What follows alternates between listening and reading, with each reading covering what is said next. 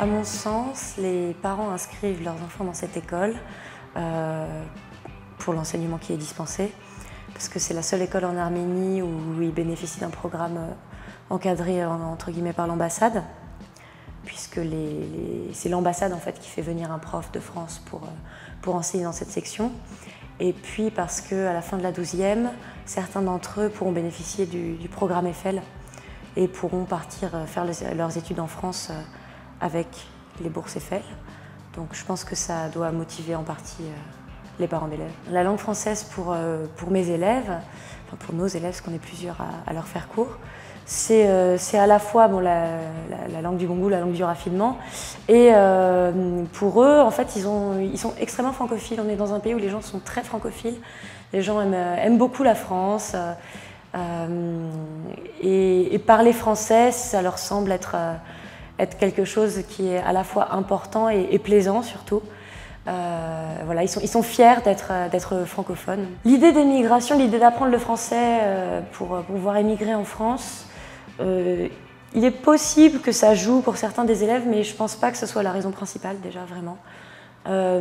Parce qu'il y en a beaucoup, ils ne partiront pas tous en France déjà.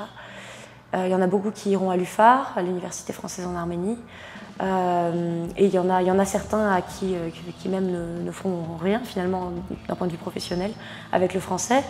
Mais c'est vrai que pour certains évidemment il y a cette idée de vouloir partir en France, pas forcément pour y émigrer, pas forcément pour y faire toute sa vie, mais pour y faire ses études, pour y partir quelques années et puis ensuite revenir ou voyager ailleurs. Je ne pense pas que la plupart d'entre eux veuillent faire leur vie en France. Nous, on travaille beaucoup sur les méthodes, en fait, sur la manière de travailler à la française. Par exemple, l'exercice, on a commencé tranquillement avec le paragraphe argumenté, puis l'exercice de la composition. Donc là, sur la fin de l'année, on travaillait sur l'expression orale, comment réussir à parler en public. On a pris part à une conférence que les enfants ont organisée pour le centenaire du génocide.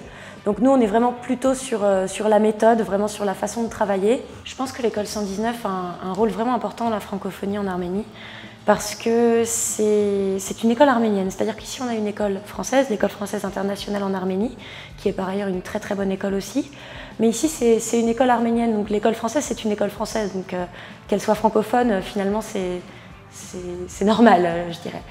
Mais l'école 119 est une école arménienne avec une section francophone.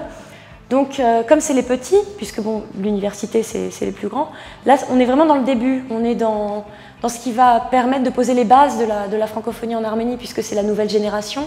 Donc puisqu'on travaille sur des adolescents, même dans certains cas même sur des enfants, ça permet d'établir un programme francophone sur le long terme, puisque ça sera la prochaine génération de citoyens travailleurs.